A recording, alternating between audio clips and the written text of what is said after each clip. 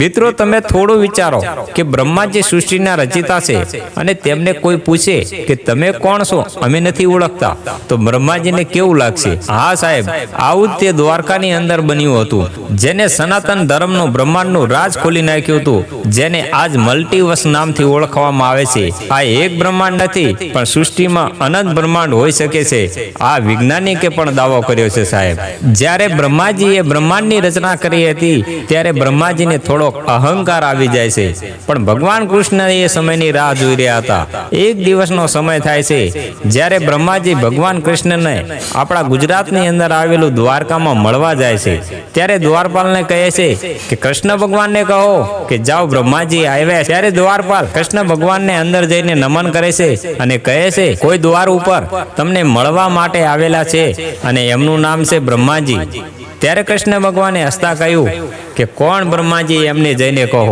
ભાઈ દ્વારપાલ બહાર આવીને કહે છે કે કૃષ્ણ ભગવાને એમ કીધું છે, કોણ છે કે બ્રહ્માજી. ત્યારે બ્રહ્માજીને નવાઈ લાગી કે કૃષ્ણ ભગવાન મને નથી ઓળખતા, હું આ સૃષ્ટિનો રચિતા છું અને મને ના ઓળખે એવું બને નહીં. ત્યારે બ્રહ્માજી ક્રોધિત થઈને અંદર દાખલ થાય છે અને જુએ છે તો અનંત બ્રહ્માંડ હોય છે. કોઈના 5 માથા હોય છે, કોઈને 10 માથા હોય છે, કોઈને 20 માથા હોય છે. આ જોઈને બ્રહ્માજી તો જોતા જોતા રહી જાય છે કે આટલા બધા બ્રહ્માંડ.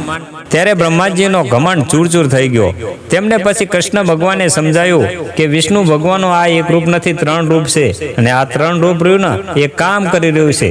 સૌથી પહેલા મહાવિષ્ણુનું અનંત સાગરમાં સુતાશે અને એ જ્યારે વિષ્ણુ ભગવાન શ્વાસ લે ને ત્યારે તેમના મોઢામાંથી બિગ બેન જેવો એક વિસ્ફોટ થાય છે અને એમાંથી ઘણા બધા બુલબુલા નીકળે છે અને આ એમાંથી બ્રહ્માંડ બનતા હોય છે. અને બીજું રૂપ છે ગર્ભદક્ષાય વિષ્ણુ, હર અરબો બ્રહ્માંડ તેમની નાભીમાંથી પ્રગટ થાય છે.